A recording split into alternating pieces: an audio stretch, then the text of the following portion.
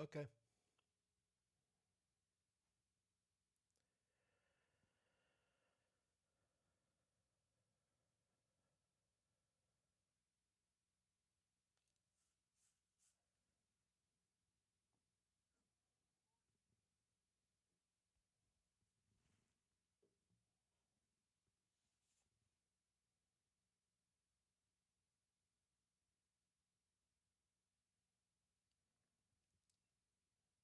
There you go.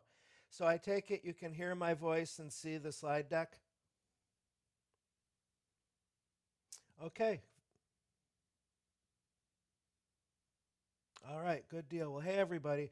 I'm so happy to be with you. As Jeff mentioned, I'm going to be presenting this session on the state of Microsoft certification, and tomorrow another one, an introduction to Visual Studio Code. Sorry that I couldn't be there in person this year. I'm hearing an echo or a feedback in the background. I'm going to do what I can. Let me adjust my cans here so I don't hear my voice echoing back. My name is Tim Warner. I'm a couple hours ahead of you. I'm in Nashville, Tennessee. I was at Microsoft full time for the last year in their Learn organization, but I recently, in the last couple weeks, went back to my previous post at Pluralsight. I just missed teaching too much. It's as simple as that. I've been a Microsoft certified trainer for about 25 years. I was in the MVP program for, I believe, 5 years before joining Microsoft. You can find me, at least for now, on Twitter at TechTrainerTim. I'm going to be going to Blue Sky as soon as I get my account. And my website is techtrainertim.com. That's where I've got, not all, have to put my most recent badges up there, but I've got quite a few certification badges. It just goes with the territory doing what I do. So I figured I'd present to you for about 45 minutes. If you have any questions, as Jeff said, please feel free to stop me in my tracks. Just make sure you speak up, if you would, because of the audio situation we're contending with. The way I'm structuring this is we'll first spend just a couple minutes understanding how Microsoft certifications have come about, why you should care about them, in my opinion, and how they've evolved over the last couple dozen years. Of course, we're going to spend our time principally on current generation certifications because here we are in 2023, we're moving forward. And I also want to give you advice that I've called over the last 25 years or so on choosing your first or next certification, high impact exam preparation strategies, and then where do you go once you earn your first or next cert. All right, sound like a plan? Now, as far as the session materials, this is the link that you should write down. It's really the only one you need. timw.info mscert1. That link will take you out to a GitHub gist that I've compiled. I'm not sharing this PowerPoint deck for various reasons, but I am recording the session. So I'm going to post the session sometime this week. And in those session materials, I actually have a link to what will be the recording link. It doesn't exist yet because I haven't posted the recording. So as far as takeaways, you're going to have that gist, which I think is most important, and you'll also have a copy of this whole session as a recording. So hopefully that'll be enough for you to retain what you've learned and move on from here. Now, I think a core principle of adult education is why would you care about learning or doing such and so? And the subject right now is Microsoft certification. You'll find, if you haven't already found, that it's a polarizing subject, that you'll meet people who are like Jeff, no offense, Jeff, but don't really care, never really needed to necessarily care about certification, and just whatever, I don't care, it's not relevant, and that's totally fine. But I want to compile some reasons why you might want to care. Let's take a look at these. Let me make sure I've got my drawing tools. Here we go. Yeah.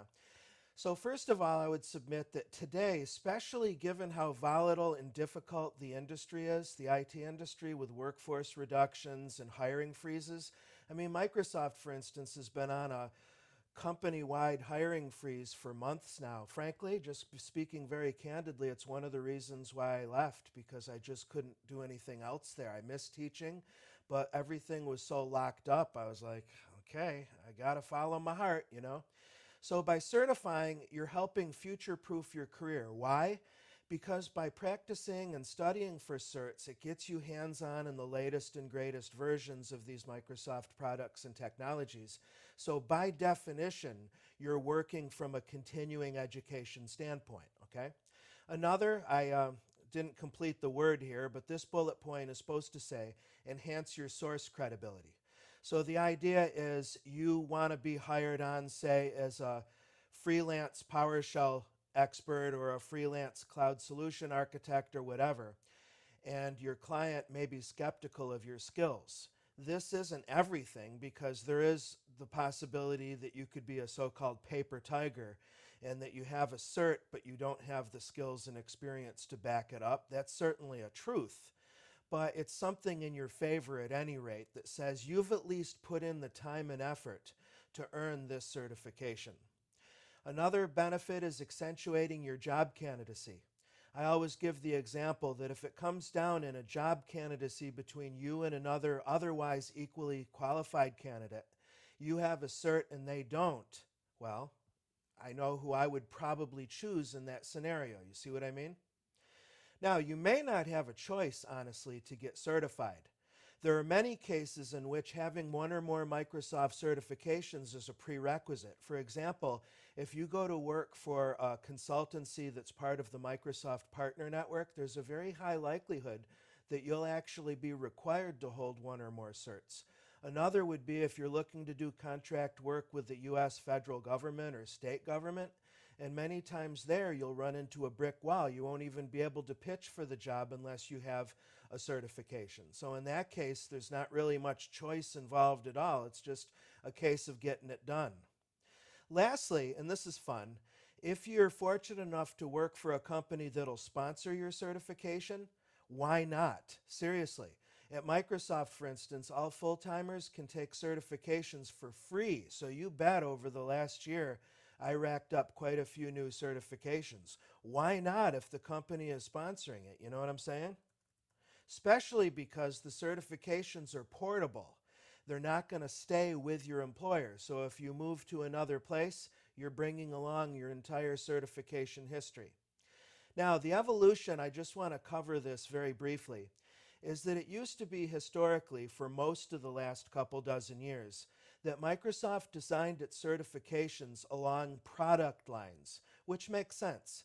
You'd get certified in Windows Server or Windows Client. You'd get certified in Exchange or certified in SharePoint. And that's how they did it. And more to the point, also, instead of getting a digital badge, you would have a printed certificate that you would frame and put on your wall. That's the old way of doing things. Nowadays, Microsoft aligns their certifications to job roles rather than products. There are a couple minor exceptions to that, but mainly it's job role based. And they give you your credential. You can actually still get a PDF. I don't know if you can get a print from Microsoft, but you can download a high-res PDF of a certificate if you really want to kick it old school. But Microsoft partnered with a company called Credly, and they distribute these shareable digital credentials. And they're really quite handy. I tend to share mine several times a year, especially as a tech trainer. If somebody's asking me to teach a class and a prerequisite is that I have the certification, what I'm going to do is send a copy of my badge. Let me show you. If I go to my website, techtrainertim.com, I've put my badges there, so I could just grab one here at random. And what this link will do on my website, hopefully if the server will respond, is it'll take me out to a Credly public page that I can share with anybody to whom I need to validate that I have that credential. So we can see that this badge was issued to me on such and so a date. Most of the Microsoft certs have a 1-year expiration. It used to be 2 or 3 years. I think this network engineer one looks like 1, 2, 3 years. But just like, well, I'm not going to say just like, but similarly to how you can with a TLS SSL certificate, you can verify that the server you're communicating with is who they claim to be. The Credly system uses, I cringe saying this, but it uses crypto. It uses the blockchain to do a verification here such that, this helps limit or prevent fraud from somebody claiming that they have such and so Microsoft certification when they really don't. Because you could use Illustrator and Photoshop to fake a certificate. But this is much more difficult to fake because somebody can contact Credly or Microsoft and they'll verify that you have this credential, all right? So that is a little bit of what's going on nowadays. We've got job roles and we've got these digital shareable credentials that I like a whole lot. Now you should know that Microsoft certification has 4 tiers. And the first 3 that you see on the slide are basically cumulative. And what I mean by that is we've got from left to right the fundamentals certifications for beginners, the associate level, which is basically your mid or your practitioner level, and then your expert level, you can see with the stars, 1 star, 2, and 3. It's ascending in terms of presumed knowledge. The specialty is sort of a one-off category, and this is for job roles that aren't robust enough to warrant multiple certifications. For example, there's a specialty badge on administering SAP HANA databases on Azure. There's another one on developing Cosmos DB. You're going to see that almost all of these badges deal with the Microsoft Cloud, which of course, if you're not a cloud person yet, you might be feeling a bit alienated. And that's a real thing, to the point where my friend Oren Thomas designed a certification that's still cloud, but split between on-prem Windows Server administration and Microsoft Azure administration. It's called, appropriately enough, the Windows Server Hybrid Administrator Associate Certification. But all the rest of them are centered, at least in part, in Azure, but almost exclusively something to do with the Microsoft Cloud Platform. It was a controversial decision on Microsoft's part. Now, you might be wondering, learning PowerShell this week, how do these certifications and these tiers align with PowerShell? Here's one way to look at it. The fundamentals certs, the exams all have 900 in their ID. And the first part of an exam is going to be a prefix. AZ, for instance, would be Azure. So AZ 900 is Azure Fundamentals. If you're interested in the Power Platform, for instance, PL 900 would be Power Platform. Security and Compliance is SC. And that's generally the model. But the idea is you don't even necessarily have to be a full-time IT pro or a developer or an architect to do a fundamentals cert. You could be, say, a marketing person, and because you're working for a cloud consultancy, you need conversational familiarity with, say, Azure, just from a general standpoint. So the fundamentals exams are less expensive. They're $99 USD an attempt per 165, which is the standard USD cost for the associate, expert, and specialty exams. The fundamentals tests are briefer. They're 60 minutes instead of 2 or 3 hours, which the rest of them are. And importantly, when you earn a fundamentals badge, you have it for life. There's no expiration. The associate, expert, and specialty all have a 1-year validity period, which presumes that you're going to be renewing those certifications on a yearly basis. You see what I'm saying? But again, you're wondering, well, what about PowerShell? You're not going to see any PowerShell on fundamentals. Maybe it'll be mentioned by name from time to time. But the PowerShell Microsoft assumes as part of your skill set for just about all of the associate, expert, and even specialty exams. So it's a skill, just like I'm sure you've been learning in OnRamp, that PowerShell is something that you can use in your IT career globally. It's also globally available and assumed in your certification. So you will have to know, I say generally speaking, an intermediate level of PowerShell familiarity in order to be successful on these certification exams. I've developed the certification study model that I think it's a helpful thing to keep in mind as you're preparing. I'm using London's Tower Bridge as my example here. And notice that the pillars are on one side the theory or conceptual understanding of the subject matter, whatever it is, and the other side is practical skills. And I submit this would also fit in with your PowerShell learning just as well. You've got the documentation, particularly the Microsoft Learn documentation.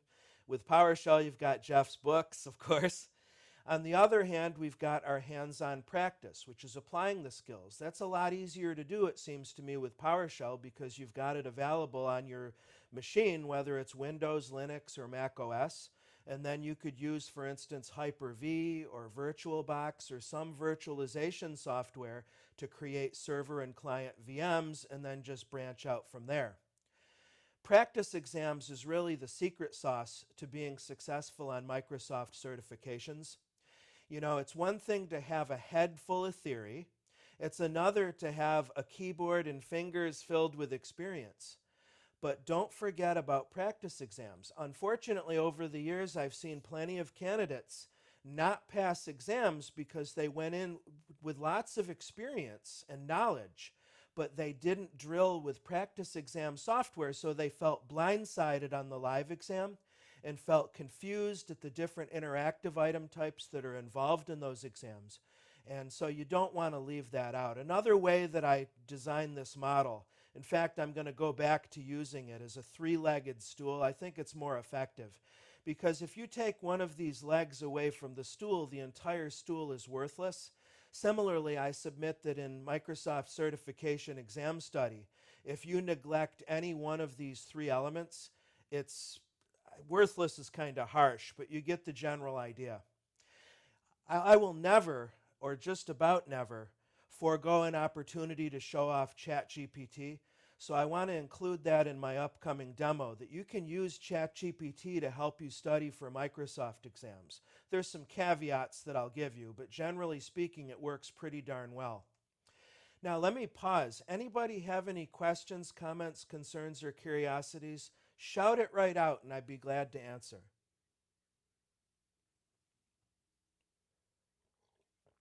Okay, what you're seeing on the screen right now is that course file I'm sharing with you. Again, the short link is, I forgot what it is, so I'm going to quickly jump back in my PowerPoint deck.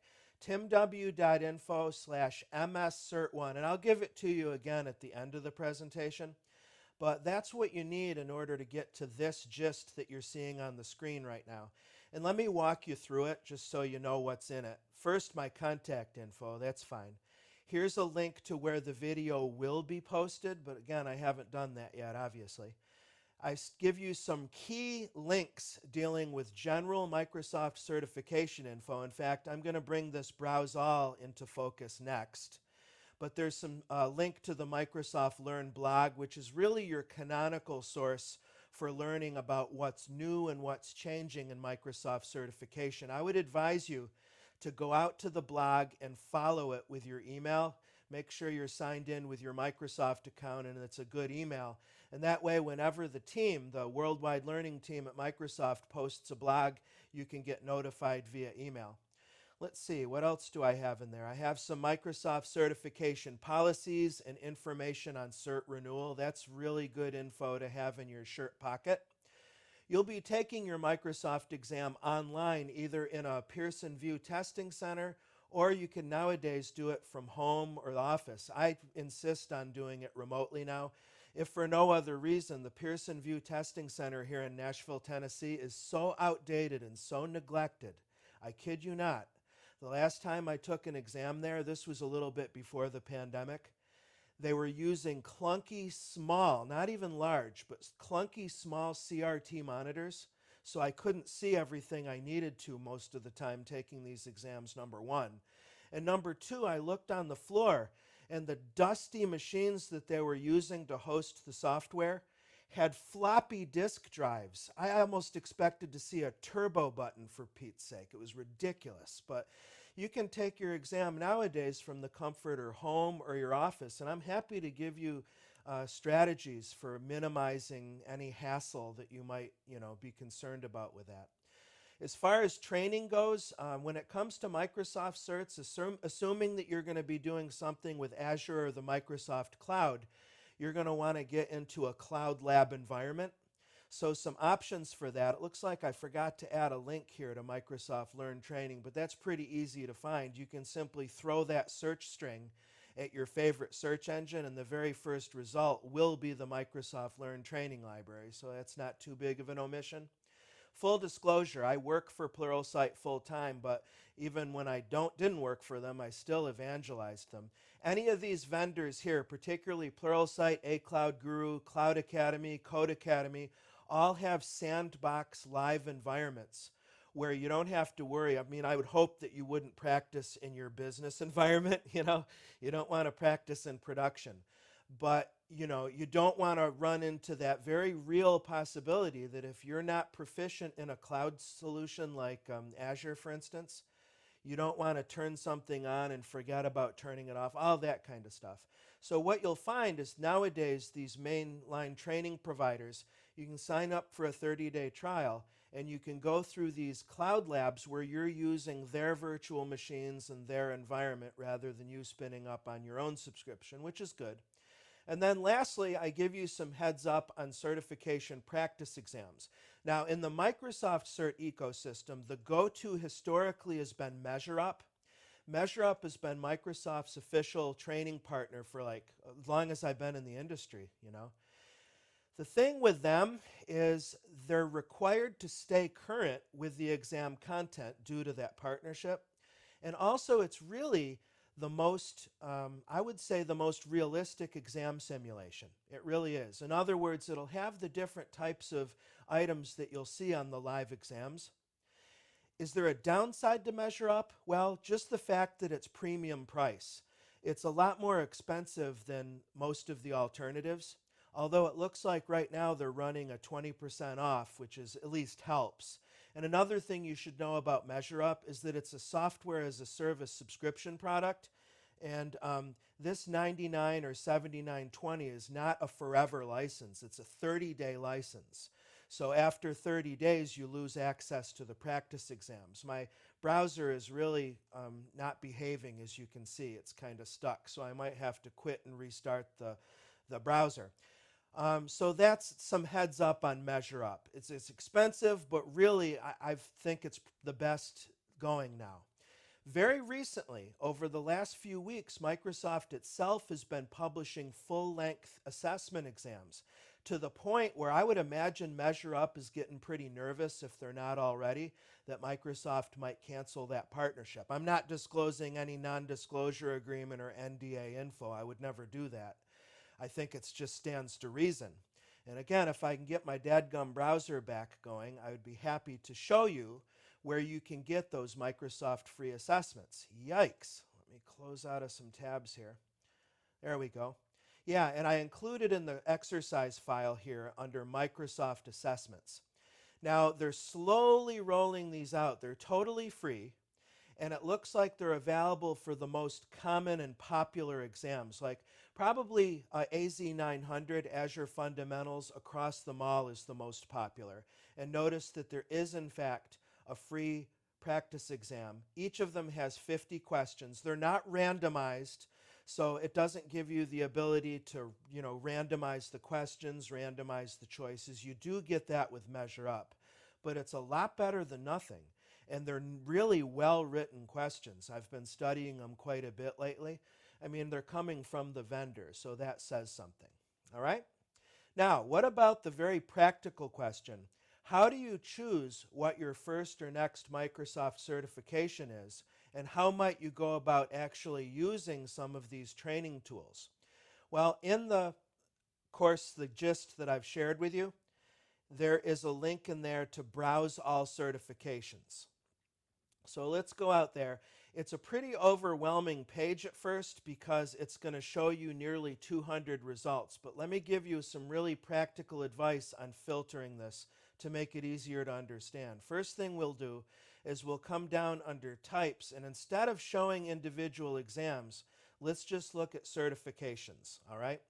And next, notice that we can cut it down based on level and certification types. You might, for instance, as a beginner, just want to see fundamentals level certifications. Well, that brings us down to just 8 results, lickety-split, not too bad. So we can see various options. There's Azure Fundamentals, which again is a very common option for many people. I'm surprised here that I'm not seeing more because I know darn well there's more than just 8. So we might want to expand that a bit. Maybe instead of certification fundamentals, we could look at role-based instead. But that brings out a lot more, 43 results. As long as you keep in mind what I mentioned, that you've got at the ground level, the fundamentals, the mid-level, the associate, and at the top level, the expert, that should help you more than anything else. Now, a question that I'm presuming that you might have is, do you have to pass a fundamentals cert before you can take an associate cert? Or, relatedly, do you have to pass an associate cert in order to earn an expert cert? So let me address that for you next. The first part of the question, do you have to have a fundamentals in order to do an associate? The answer to that is a canonical no. If you want to jump directly into the AZ 104 exam, for example, that's the Azure Administrator exam, go to it. There's no prerequisite to any of the associate level certs. Is it a good idea? Generally speaking, yes, particularly if you're new, because the associate level certs definitely do presume that you're carrying in fundamentals knowledge, but it is not a prerequisite. Please understand that. Now, that situation changes for the expert level certs. Those almost always do have a dependency or a prerequisite on one or more associate level certs. Generally speaking, you'll need to have your prerequisite, and then there'll be a separate exam for the expert badge. Because remember, the expert ones are meant to be for advanced, it's the top level certification. Let me give you a good example. So if I look, for instance, at AZ 104, that's actually a good cert to look at because it's probably, in my opinion, the most versatile and the highest value cert across them all nowadays. I would say AZ 900, Azure Fundamentals, and Azure Administrator Associate. Now, the so-called elephant in the room is, if you don't have any interest in Azure, why do you care about this? Yeah, I mean, that's legit. It's true. I had mentioned that there are some exceptions, like that Windows Server Hybrid Administrator Associate might be one to look at that focuses more on Windows Server and less on Azure. But unfortunately, the state of Microsoft certification is that Microsoft is putting most of their eggs in the cloud basket. It's just a fact of life. But anyway, if we look at the AZ 104 page, we can see here that in order to earn that badge, we have to pass the Azure Administrator exam, otherwise known as AZ 104. Now, if we step back a page, and let me do a search for Azure Architect instead. That's an example of an expert level badge. And we'll take a look at its prerequisites, because there's some important stuff to understand here. So in order to earn an expert level badge, as I said, there's going to be some kind of prerequisite. Some expert badges give you choices of your associate, so you can go in multiple directions. Solutions Architect Expert doesn't. You have to have the Azure Administrator Associate. And then you also have to pass a separate exam. This is, it doesn't say it, but I know it's AZ 305. It's the Designing Azure Infrastructure Solutions exam. Now, the questions that I'm presuming now are, do you have to do your prerequisite first and then you do your expert exam? Or could you, if you really wanted to, start with the AZ 305 and then do your prerequisite second? Doesn't matter. My answer is no and yes. How's that? No, it doesn't matter because Microsoft doesn't care. You can do your prereq first and then do your expert exam, or you can do your expert exam first and then your prerequisite. The bottom line is that you're not going to be issued your expert exam unless and until you've cleared the second of these two exams. That said, the advice I always give my students is that unless you have to take the expert exam first, I would suggest that you clear your prereq first. And I have two good reasons for that. Number one, you get an immediate morale boost because you've earned a certification. If you start with AZ 305, you don't get a cert for this. You get a badge that denotes you passed the exam, but it's not a certification. And that to me is kind of anticlimactic. Whereas in this case, if you pass AZ 104, you have that as a separate standalone achievement. Reason number 2 for taking your prerequisite first, you can roll all of that experience and skills into your expert level exam. Now, Microsoft Worldwide Learning has worked really hard over the last 3 or 4 years to where they've drastically reduced the amount of overlap that exists among some of these exams. There was a time when there was at least 50% overlap, such that if you cleared your AZ 104, you were almost passing the AZ 305 exam. Now, I would still rate in this particular example, I would still say there's at least 35% overlap, but it's less than what it used to be. Bottom line is you can really capitalize on that overlap, and as I said, roll it into your certification preparation. Again, let me pause. Anybody have any questions? Sing it on out, or Jeff can repeat.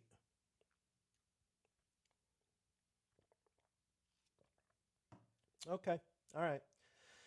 Now, how do you develop a study plan? Let's say, for example, you were going to go after the Azure Administrator Associate credential. Remember I mentioned conceptual, hands-on, and practice exam. I think I've already mentioned practice exams. You've got the free certification assessments from Microsoft. Those are free. You've got MeasureUp, expensive, but really, in my opinion, the best. Other than that, it's a bit of a wild west with practice exams. I'm gradually walking away from whiz labs. The thing with whiz labs is they're not brain dumps, so you're not going to get in trouble from Microsoft using some, unauthorized study product.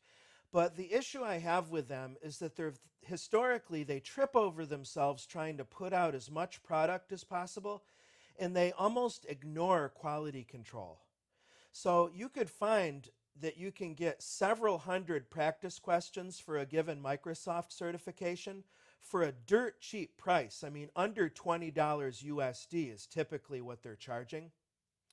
I'm already signed in, so it's not showing me prices. And I have a paid subscription here. So again, I'm nobody's shill. I'm not getting any credit from any of these companies that I'm talking about here. This is just colleague to colleague stuff that I'm doing with you. But again, I don't like the fact that you'll find that the quality is highly variable. It depends on who they hired to write the practice tests. Some of them are excellent and some of them are garbage. So I would recommend that you go, if you're thinking of using WizLabs, first check with colleagues, ask around, and try to get some kind of testimonial to vet their quality before you invest in them. Because there's not much that's worse in my experience as an IT certification candidate than buying a product, a cert prep product, and then finding known wrong answers in it. I mean, that'll really reduce your morale, it seems to me. Udemy, I would think, is a better choice, but again, I want to put a heavy caveat on that. That Udemy, it's kind of a bizarre situation. They don't seem to care who uploads what. Pluralsight, for example, over the years has had problems with people illegally uploading Pluralsight courses and trying to earn money off of them. I mean, when we file a cease and desist, they'll immediately pull the courses down, but it shouldn't happen to begin with, much less repetitively. Same thing might potentially happen with practice tests, that somebody might upload an illegal brain dump. And if you don't know, a brain dump is a stolen exam that somebody is trying to make money off of. You don't want to use brain dumps.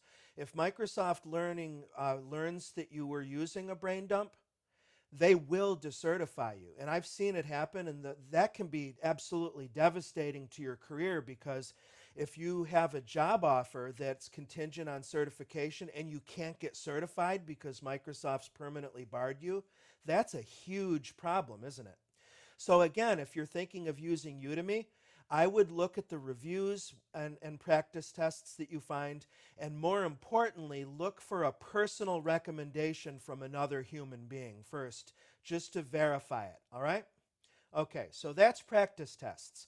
As far as hands-on practice, with PowerShell and Windows Server and non-cloud stuff, I would say set up using virtualization software on your machine. As long as you have one machine that has a fair amount of RAM, I'd say at least 16, but hopefully 32, and best case scenario, 64 gigabytes of RAM. You can just go to the Microsoft Evaluation Center let's see here, Microsoft Evaluation Center. I don't even have to be a good typist. And you can download trial disk images of all of your enterprise client and server software, and you can just go to town all day long.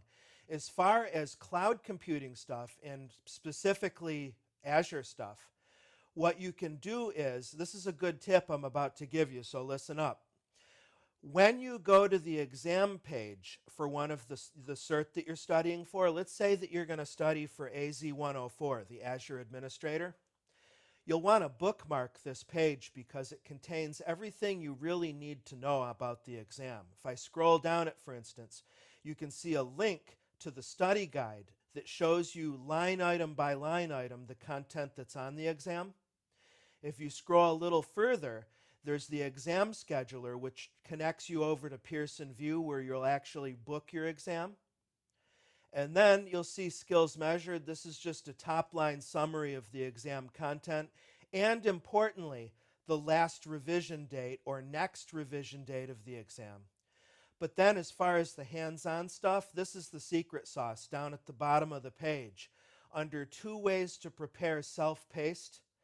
These are learning paths in the Microsoft Learn training library. And a lot of these labs, all of them are free, but a lot of them actually take you into a sandbox environment where you can do real work in the Azure cloud using Microsoft subscription. Isn't that great?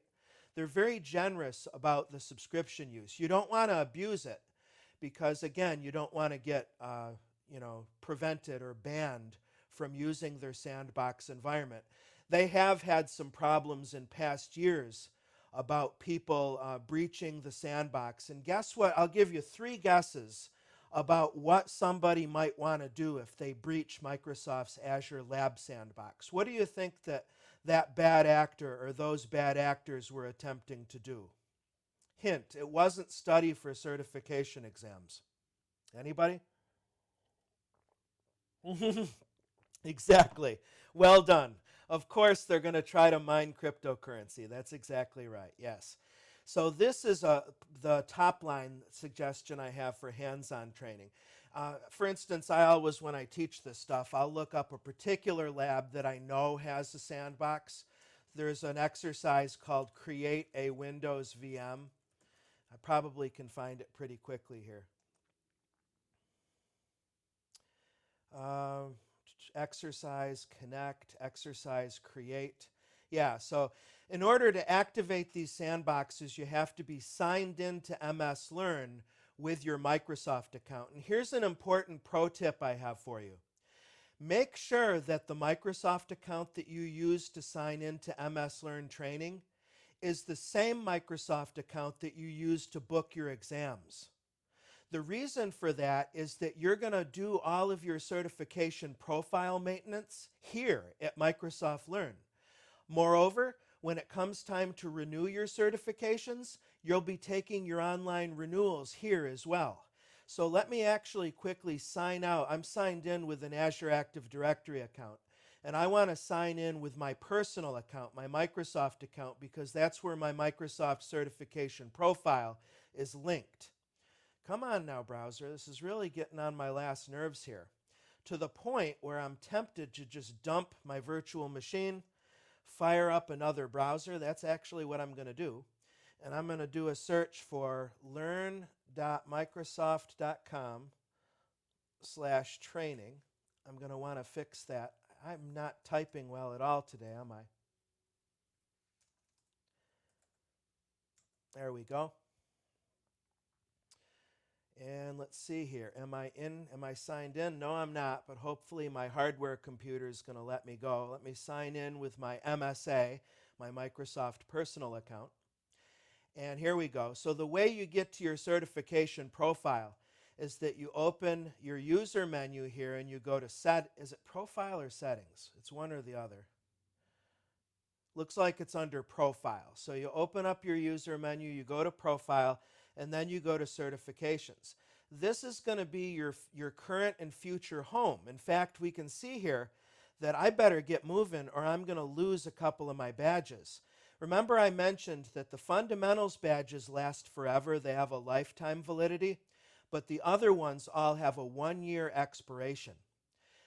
What happens if I either choose not to renew or if I just forget about it and then a year elapses? It's important that you know that. The answer is the badge will go from being in an active state to being in an inactive state. You still have the badge, and it'll always show up on your certification profile and your transcript, but you want to keep it active for obvious reasons. Now, the best case scenario, this is how I suggest you handle it. Let's say tomorrow you pass AZ 104 and you become an Azure administrator. From the day that you pass the exam, you've got 365 days of validity. When you have 180 days left, or approximately at the 6-month mark, you'll start to get email invitations from Microsoft to renew. The things that you should know about the certification renewals, it's all good news, by the way, is that they're free, they're online, and they're self-scheduled, so you don't have to actually book a time slot. You can take it any day, any time. And check this out. They're open book as well. Lastly, they're relatively brief. They consist of approximately 25 multiple choice questions. So you might think, well, what's the worth of these assessments? The worth is just an exercise of continuing education is what it is. So you can, and I forgot to mention, you can take these renewal assessments as many times as you need. If you have to take it 12 times before you pass it, that's fine. It's just that Microsoft does require a 24-hour wait in between attempts. But that's all there is to renewing your badge. And so what I always recommend my students do is as soon as the renewal is available, go ahead and take it and pass it, because what will happen is you're going to extend your achievement or extend your badge for 365 days, and guess what? It won't be 365 days from when you renew. It'll be 365 days from your expiration. So if you get on your renewal sooner rather than later, you can enjoy the rest of that calendar or that 365-day year. And then you've got another whole year that's on deck that you've already qualified for. Isn't that nice? So as you can see, I've procrastinated here with a couple of my badges. I need to actually remember to do these. But I can actually, if I wanted to, I can do it right now and click Renew. And what it will do is keep me in MS Learn training, and I can take it any time, now or at 3 in the morning or whatever, and I can do it in an open book fashion and take it as many times as I want. So that's the dealio as far as that goes. Lastly, the third leg of the stool is theoretical information. And I'd mentioned that the MS Docs are your first line of support for that. It is true that Microsoft Press still publishes books, and other pub vendors will still do books. I don't know how Jeff feels about this, but I'm out of the book business because the IT industry, particularly cloud computing, just moves too fast, to the point where by the time a book company prints a book, it's months past when you wrote it, and already chances are it's largely outdated. It just doesn't work. I know LeanPub, there are better ways to do traditional book publishing, but I would stay with the MS Learn docs as your first line. And then as a second line, you could look at Microsoft MVP blogs, and you can hook up with those and good sources on Reddit or Twitter or whatever as far as that goes. Again, let me pause because I see we're coming up on the 45-minute mark. Questions, comments, what's on your mind? What do you want to know?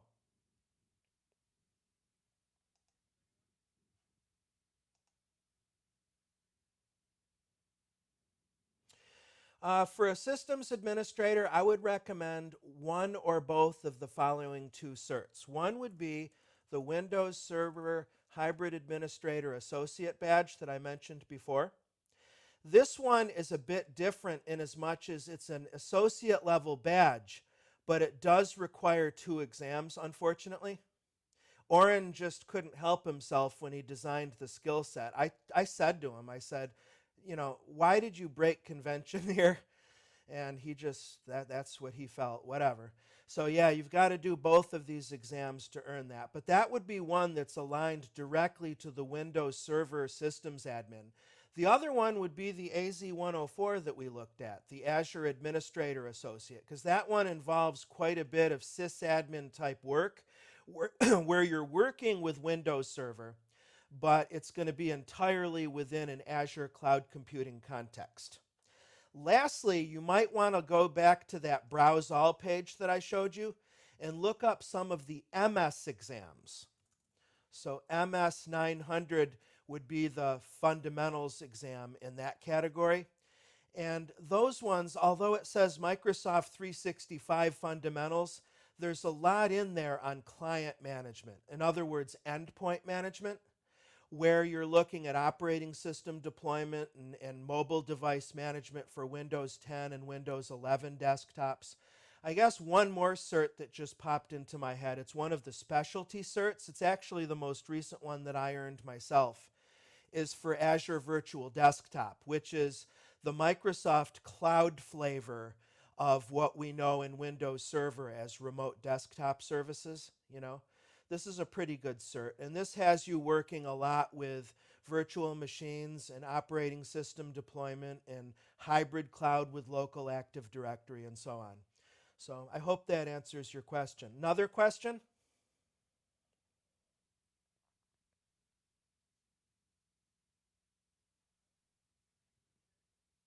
Okay.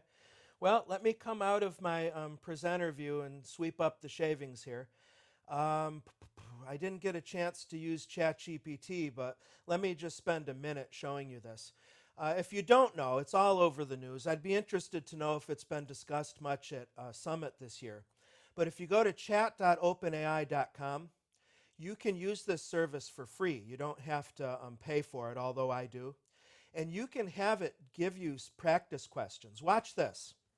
Give me a multiple choice practice question for AZ-104 exam. Let me see. Don't give me the answer. Instead, let me ask for it with the keyword answer. I'm doing something that, again, is in the news called prompt engineering, where we're going to give the chatbot a very discrete set of instructions of exactly what we want it to do.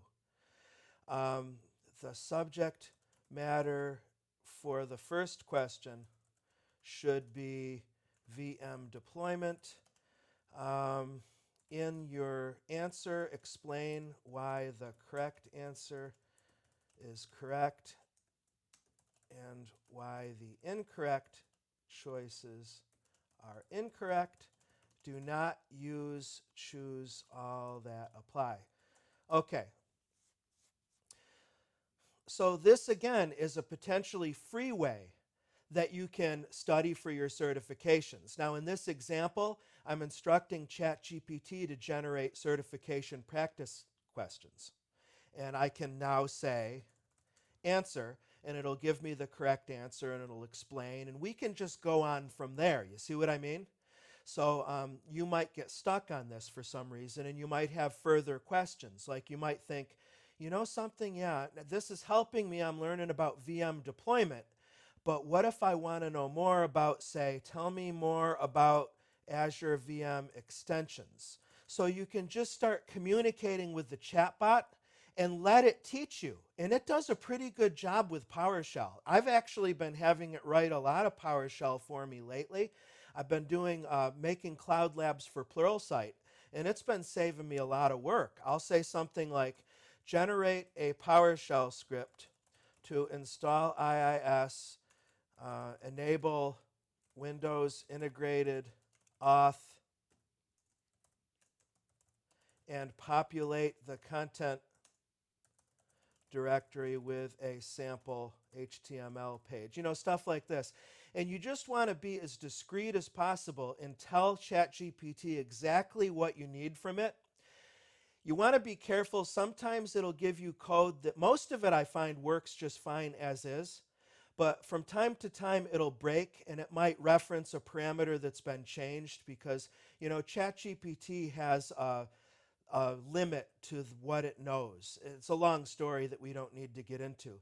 But I've found that if it gives you PowerShell that's broken, I literally will say, your code is broken, this is the error, fix it. And it will try again and again and again and refactor the code for you. So I would submit to you in all seriousness to think about using ChatGPT to help you learn PowerShell as well as to help you study for certifications. You might find it very valuable, like I have for sure. So anyway, let's wrap it up here. The session materials are at timw.info, MSCert1. Twitter, I'm at TechTrainerTim. Again, rely on those session materials, and when the video is ready and I post it, there's already the link embedded in that gist, and I'm also probably going to put it on Twitter. Any questions, comments, or concerns in closing before I stop the recorder? Okay.